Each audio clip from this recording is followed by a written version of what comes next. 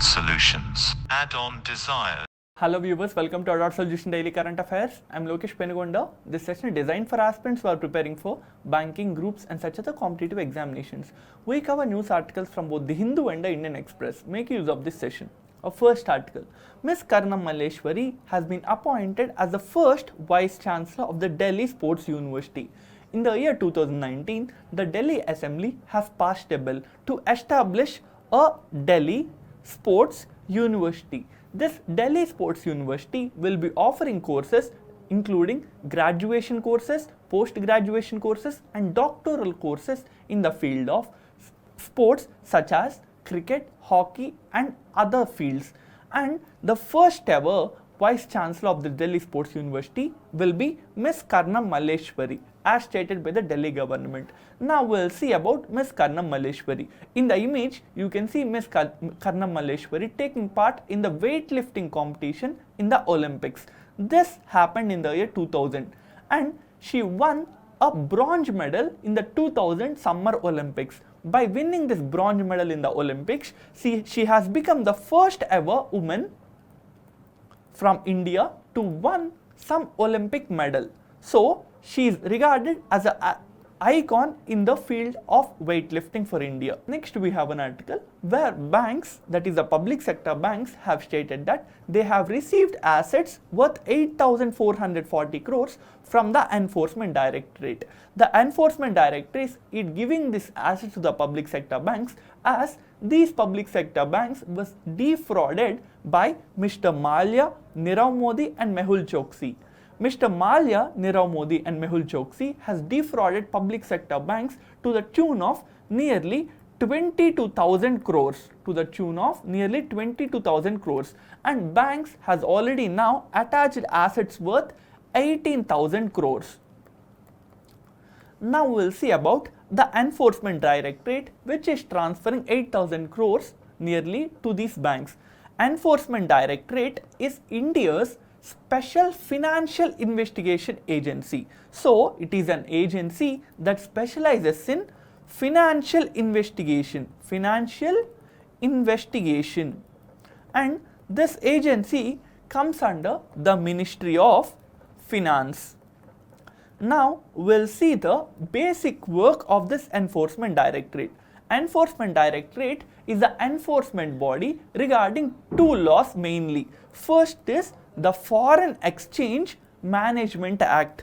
Next is the Prevention of Money Laundering Act. So the enforcement of these two laws made by the Parliament is a major function of the Enforcement Directorate. And as you can see here, that this article is regarding the money laundering. That's why the Enforcement Directorate has been involved and has been investigating this financial crime. Next we have an article where it is stated that Indian Army and Navy has taken part in a passenger exercise with the United States. India conducts and participates in passenger exercises with many other countries. Now we'll see about the types of exercises and the names of exercises India conducts with other countries. We have an exercise titled as Indradhanush, where India is participating with the United Kingdom. Next we have an exercise called as Tabletop, where India is participating with Myanmar. We have a joint military training exercise with Singapore. We have an exercise named Garuda, which is between France and India. Next we have an exercise called Eastern Bridge, where India will be participating with Oman. Next we have Shinyu Maitri with Japan. Next we have Cope India with United States. Next we have Avia Indra with the Russia. Next we have Red Flag, which is a multinational exercise. This Red Flag multinational exercise is hosted by United States, and India along with other countries take part in this exercise. Next we have the Pitch Black multinational exercise, which happened recently and we have already seen how India participated in this. This Pitch Black exercise was hosted by Australia every year. Next we have a Blue Flag multinational exercise, where India along with all these countries take part in it. And apart from this, we have other multilateral and bilateral exercises you can see in this image. Next we have an article where New Zealand has defeated India in the World Test Championship which took place in the United Kingdom yesterday. So, the World Test Championship which was completed in the United Kingdom yesterday has seen New Zealand defeating the country India. So, they become the ICC World Test Champions for the year 2020-21. Next we have an article where the Russian naval forces has stated that they have fired warning shots against a Britain warship at Black Sea. So we'll see where Black Sea is. You can see from the image that Black Sea is between Europe and Asia. This is a small sea coming under the Atlantic Ocean. So Black Sea is part of Atlantic Ocean and it is between Asia and Europe. Black Sea is surrounded by 6 countries. We'll see what are these 6 countries. First we have the Bulgaria, next we have Romania, next we have Ukraine, next Russia, Georgia and Turkey. So these are the 6 countries that surround the Black Sea, and United Kingdom as a part of its freedom to travel in the international waters has sent some warships near the Crimean Peninsula. You can see in this image that there is a small part here. This is called as Crimean Peninsula, and Russian backed rebel forces has taken control of the Crimean Peninsula and the eastern part of Ukraine. So United Kingdom might be sending this force to show the Russia that they have some force in the area and they want Russia to behave according to the international values. And Russian forces have fired warning shots against Britain. Now we'll see about the Sea of Azov. In the image you can see a small sea here called as the Sea of Azov. This is a small sea surrounded by just 2 countries. These are Ukraine and Russia. The Sea of Azov meets the Black Sea through a small strait. So we have the Sea of Azov like this, and we have a small strait which is linking it to the Black Sea. Black Sea. This small strait is named as Strait of Kerch. Strait of Kerch. What is a strait? Strait is nothing but a narrow water body which is connecting 2 large water bodies. So from the image you can see that there is Sea of Azov, and Sea of Azov is being linked to the Black Sea through a narrow waterway. This is named as the Strait of Kerch. The Strait of Kerch. This is with regarding to this article. Next we have an article where Mr. Doval, who is India's NSA, has met with the SCO members and they have agreed to cooperate to fight against terrorism. Already we have seen what SCO is. SCO is an intergovernmental body between 8 countries, which include India, Pakistan, Russia and China. And the SCO, which stands for Shanghai Cooperation Organization, has one important organ called as RATS. It is nothing but Regional Anti-Terrorist Structure. Anti-terrorist structure. This is an important organ of the SCO, and the objective of this RATS or the Regional Anti-Terrorist Structure is to help the other member countries to fight against terrorism, to fight against secessionism and to fight against extremism that might take place in the member countries. Now we'll see about the headquarters of this RATS organ. The headquarters is in Tashkent, which is in Uzbekistan. So the RATS, which is an organ of the SCO, is headquartered as Tashkent, which is a country's capital of Uzbekistan. Next we have an article which is dealing with Senior Tennis World Championship. It is dealing with the Senior World Tennis Championship. So this will be for athletes who are more than 50 years more than 55 years, and more than 60 years.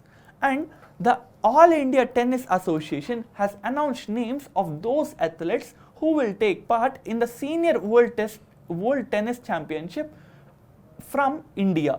So, this is a World Tennis Championship that is scheduled to take place at Croatia. And the location of this match is Umag.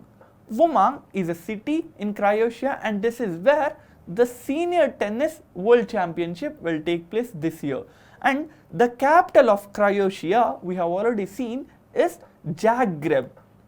So, the capital is Zagreb, whereas the present tennis championship will be taking place in Umag, which is a city in Croatia. Next, we have an article where it is stated that India's official Olympic theme song has been launched. India, along with other countries, is taking part in this year's Tokyo Olympics, and India has launched an official theme song to support the Indian Olympic athletes. Now we'll see what is the title of this song and who is the singer of this song. The title of this song is Lakshya Tera Samne Hai. Lakshya Tera Samne Hai, which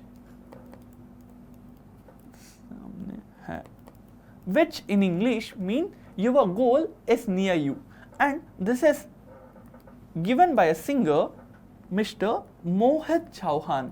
In the image you can see Mr. Mohit Chauhan, and he was the one who gave this Lakshya Tera Samne Hai Olympic theme song for India. Next, we have an article where the Indian intelligence agencies have stated that Chinese government and the Chinese armed forces are raising or establishing new militias near the Indian border. These militias are named as Mimang Chetan. So, Mimang Chetan is the new militia or the new military units being established by the Chinese forces. So, what is the uniqueness of this Mimang Chetan unit? They are comprised of the Tibetan youth. They are comprising Tibetan youth, and they will be mainly used in high altitude warfare. High altitude warfare. And the article is stating that Mimang Chetan is similar to the Special Frontier Force which India has. So, we will see about the Special Frontier Force, who are the Indian high altitude forces. The Special Frontier Force was established by the Intelligence Bureau along with United States CIA. So, this was established after the 1962 war. We have seen how the Chinese forces has occupied large tracts of Indian territory in the Jammu and Kashmir region and in the northeastern region. So, after India losing the war, India has taken help of CIA to train 5,000 strong force who are given training in special high altitude region, and these 5,000 members are taken from Tibetan refugees. They are taken from Tibetan refugees. In the year 1950, we have seen how the Chinese forces has invaded and has occupied the Tibetan area, and when the Chinese government is invading and doing all kinds of human right violations in the Tibetan area, many Tibetans have fled to India. So, a special force comprising Tibetan refugees was established by India. This is called as the Special Frontier Force. Earlier, the same organization was titled or named as Establishment 22. Establishment 22 is the world name given to the Special Frontier Force, and currently it comes under the Cabinet Secretary. So, the Cabinet Secretary looks into the administration and functioning of this Special Frontier Force. And with this, we have come to the end of this session. Inform about Edwards Initiative to your other aspirant friends. You can visit our website to attempt mock tests based on our daily current affairs videos. Thank you. Add-on Solutions. Add-on Desires.